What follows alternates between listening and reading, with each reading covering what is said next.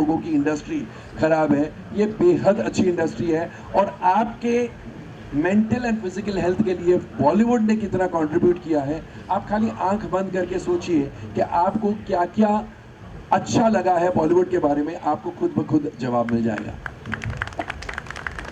Sir, आप राजस्थान के जोधपुर से ताल्लुक़ रखते हैं, आज भी आपका परिवार वहाँ रहता है। मैं राजस्थान या जयपुर से जुड़ा एक सवाल आपसे करना चाहता हूँ कि बहुत सारी फ़िल्मों की शूटिंग, टीवी की शूटिंग, ओटीटी की कंटेंट की शूटिंग राजस्थान, जयपुर के राजस्थान के अलग-अलग शहरों में हो रही है।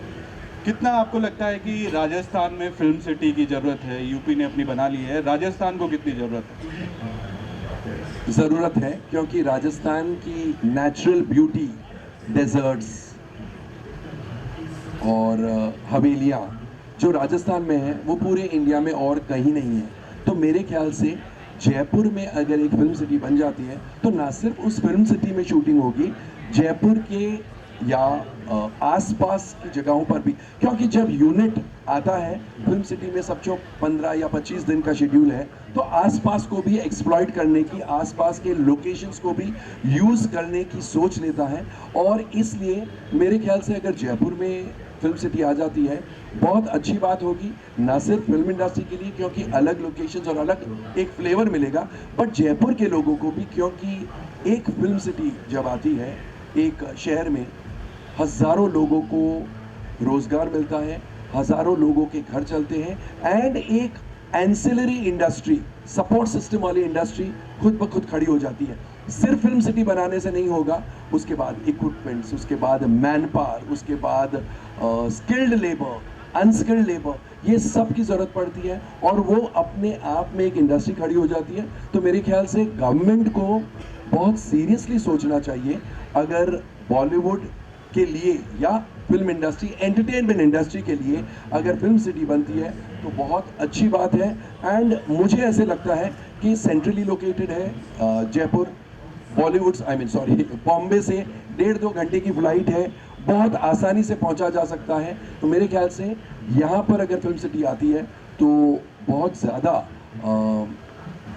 सक्सेसफुल साबित हो सकती है। सर, आपके परिवार ने एक फ़िल्म दी थी 22-40 सासरिया राजस्थान को, जो आज भी लोगों के जहन में मौजूद है। तो आप राजस्थानी फ़िल्मों के लिए कुछ बताएं सर, क्योंकि मराठी फिल्म इंडस्ट्री है, उनकी सबसे बड़ी ताकत है वहाँ की सरकार, जो उनके लिए पॉलिसी लेके आई हैं और उन पे लगातार काम हो रहा है। सबसे बड़ा उनका मुद्दा रहता है कि 7 दिन मराठी फिल्मों को ज़रूर मिलते हैं सिनेमाघरों में। राजस्थान में अभी तक वो नहीं है, उनको थिएटर्स ही नहीं मिल पाते। तो कितना आप मानते हैं कि राजस्थान को कितनी ज़रूरत है? मेरे ख्याल से राजस्थान गवर्नमेंट को एक पॉलिसी, फिल्म पॉलिसी बनाना बहुत ज़रूरी है राजस्थान गवर्नमेंट के लिए, क्योंकि जैसा आपने ठीक कहा, महाराष्ट्र में मराठी फिल्म इंडस्ट्री को बहुत प्रोत्साहन मिलता है बिकॉज गवर्नमेंट की पॉलिसी है मिनिमम इतने दिन हर सिनेमा में मराठी फिल्में चलेगी, जिससे मराठी फिल्मों का बिजनेस इतना बढ़ गया है। तो गवर्नमेंट को भी फ़ायदा होगा क्योंकि टैक्स की वजह से गवर्नमेंट को भी रेवेन्यू मिलेगा, और अगर टैक्स फ्री होती है तो शुरू के कुछ हफ्तों तक टैक्स फ्री रहेगी, लेकिन अगर पिक्चर हिट हो जाती है तो उसके बाद भी चलते रहती है, एक पूरी इंडस्ट्री खड़ी हो जाती है, एक रोज़गार लोगों को बहुत मिलता है। तो मेरे ख्याल से राजस्थान गवर्नमेंट को बहुत बहुत गहराई से सोचनी चाहिए ये बात, और एक film policy with film subsidy, with film grants, ये सब बनाना बहुत ज़रूरी है। इनफैक्ट 22-40 सासेरी मेरे चाचा जी ने फिल्म बनाई थी, उन्होंने 22-40 सासेरी के 25 साल कंप्लीट होने पर उसका सीक्वल बनाने की सोची थी। उसकी स्क्रिप्ट टोटली तैयार है, उसके 7 गाने रिकॉर्ड हो गए हैं लाखों रुपए खर्च करके, ये सोच के कि गवर्नमेंट कुछ ना कुछ तो मदद करेगा, बिकॉज हिंदी फिल्मों के लिए फाइनेंशियल्स मिल जाते हैं, फिल्म बनने के बाद डिस्ट्रीब्यूटर मिल जाते हैं, तो प्रोड्यूसर अपना नफा लेके बाहर हो जाता है या एटलीस्ट ब्रेक इवन कर सकता है बहुत केसेस में। राजस्थानी फिल्मों में ना तो फाइनेंस के लिए कोई आगे आता है और ना ही फिल्म कंप्लीट होने के बाद डिस्ट्रीब्यूटर खरीदता है, यानी राजस्थानी फिल्म प्रोड्यूसर को फर्स्ट रुपए से लास्ट में जब तक फिल्म रिलीज होके उतर ना जाए पूरा रिस्क उसका है। तो मेरे चाचा ने जब स्क्रिप्ट लिखी और 7 गाने रिकॉर्ड किए, इतना लाखों रुपए का इन्वेस्टमेंट किया, ये सोच के कि राजस्थान गवर्नमेंट हमारी मांग के प्रति कुछ सोच रखेगा और कोई ना कोई पॉलिसी आएगी। बहुत कोशिश की, जब पॉलिसी नहीं आई वो पूरा इन्वेस्टमेंट डेड इन्वेस्टमेंट बन के it is locked in that film. वो फिल्म बनाने की हिम्मत जुटा नहीं पा रहे हैं अभी तक, only because the government is not helping. तो गवर्नमेंट को हेल्प करना बहुत जरूरी है, बिकॉज आप 150 या 200 रुपए की टिकट में अगर शाहरुख खान या सलमान खान की फिल्म देखेंगे, आलिया भट्ट या दीपिका पादुकोण की फिल्म देख सकते हैं, और उसी रेट में आपको एक राजस्थानी फिल्म ऑफर की जाएगी। राजस्थानी इंडस्ट्री है ही नहीं, इसलिए राजस्थान में सुपरस्टार्स को छोड़कर स्टार्स भी नहीं है। एक समय था जब Neelu was counted as the one woman industry, अभी तो नीलू भी बहुत साल हो गए हैं। तो जब आपको उसी रेट में राजस्थानी फिल्म ऑफर होगी तो जाहिर सी बात है आप हिंदी फिल्म देखने जाएंगे, ना कि राजस्थानी फिल्म। तो विदाउट गवर्नमेंट सपोर्ट आप टिकट रेट्स कम नहीं कर सकते हैं, आपको शो टाइमिंग्स नहीं मिल सकती है। सिनेमा वाले बोलते हैं राजस्थानी फिल्मों को देखने के लिए शहर के लोग नहीं आते, गांव खेड़े से आते हैं, वो हमारा सिनेमा खराब कर देते हैं, सीटों को फाड़ देते हैं, तो हम राजस्थानी फिल्में चलाएंगे ही नहीं। अब आप 5 करोड़ और 7 करोड़ रुपए खर्च करके राजस्थानी फिल्म बनाते हैं, लेकिन वो फिल्म को चलाने के लिए कोई मल्टीप्लेक्स तैयार नहीं, कोई सिंगल स्क्रीन सिनेमा तैयार नहीं। तो जब तक गवर्नमेंट एक पॉलिसी नहीं लेकर आती है, गवर्नमेंट सब्सिडी, गवर्नमेंट ग्रांट्स नहीं देती है, राजस्थानी सिनेमा को बनाना ही एक कमर्शियली नॉट वायबल प्रोजेक्ट बन चुका है, जिस वजह से राजस्थानी इंडस्ट्री एक समय बहुत फ्लरिशिंग इंडस्ट्री थी और उससे कहीं ज़्यादा फ्लरिश कर सकती थी, लेकिन धीरे धीरे खत्म होने जा रही है। ये बहुत दुखद समाचार है। मेरे ख्याल से अभी भी गवर्नमेंट को सोचना चाहिए इस दिशा में और बहुत मदद करनी चाहिए, तो वापस राजस्थानी इंडस्ट्री अपने पैरों पर खड़ी हो सकती है। नहीं तो मुझे तो ये ढलती हुई इंडस्ट्री नज़र आ रही है। मैं चाहूँगा कि ऑडियंस से कुछ सवाल कोमल जी के लिए मिलें। हमारे बीच एमडी सोनी जी भी हैं जो कई दशकों से फिल्मों के ऊपर लिख रहे हैं। मैं चाहूँगा कि वो भी कुछ सवाल पूछें।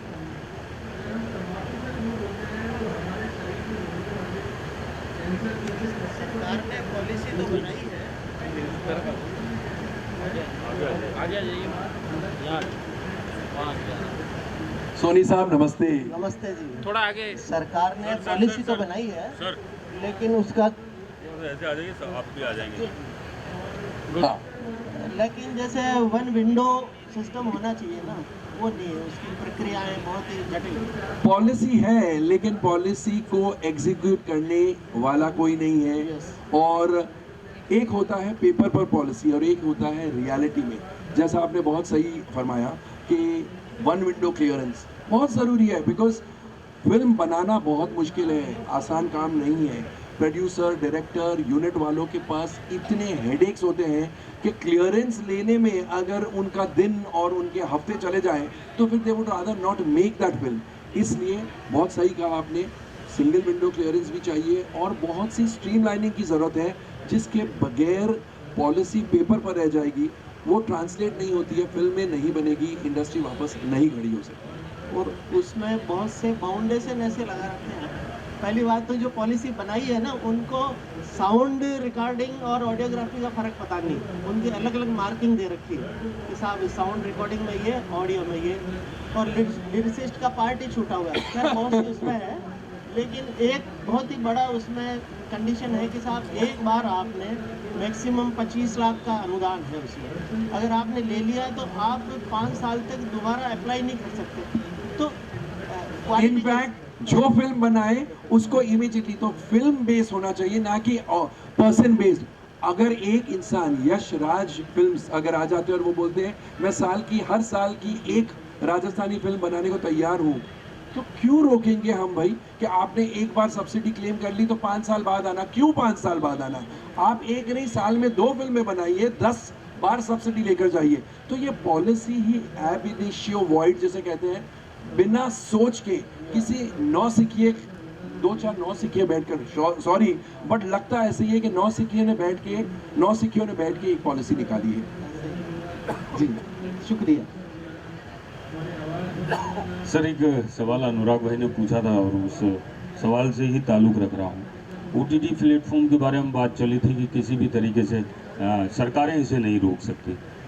अब अमीरात चले जाइए, जापान चले जाइए, चाहे कहीं भी चले जाइए, तो वहाँ पर उनका अपना एक होल्ड है पूरा का पूरा इस इंडस्ट्री को लेकर या जो सोशल मीडिया इंडस्ट्री मान लें या किसी को भी मान लें, क्या है हिंदुस्तान की सरकारें इन पे कहीं बात नहीं कर सकती? क्या इस तरीके से कहीं ऐसा रूल है रेगुलर, या फिर आपको लगता है कि 140 करोड़ की जनता है, वो एक सबसे बड़ा मार्केट है इन माफियाज के लिए? दो बातें हैं, 140 करोड़ लोग हैं तो बहुत बड़ी कंट्री है और रेगुलेशन बहुत आसान नहीं होता है।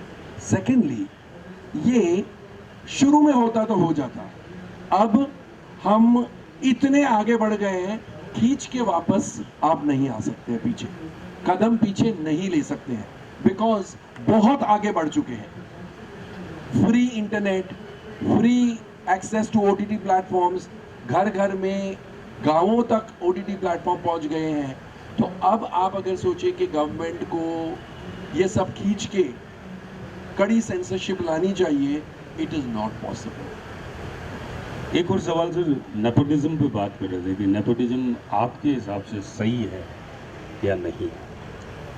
ये नेपोटिज्म हमारी इंडस्ट्री की एक एक्ट्रेस है जिसके दिमाग में एक गंदा कीड़ा था।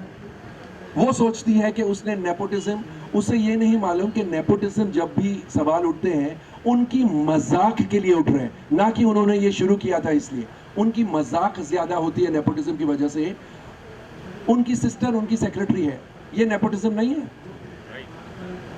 प्रोफेशनल सेक्रेटरीज बहुत सारी हैं, उनकी सिस्टर ही उनका काम क्यों देखती है? और नेपोटिज्म क्या होता है? अगर डॉक्टर का बेटा डॉक्टर बनता है वो नेपोटिज्म नहीं है, इंजीनियर का बेटा इंजीनियर बनता है वो नेपोटिज्म नहीं है। और क्यों नहीं?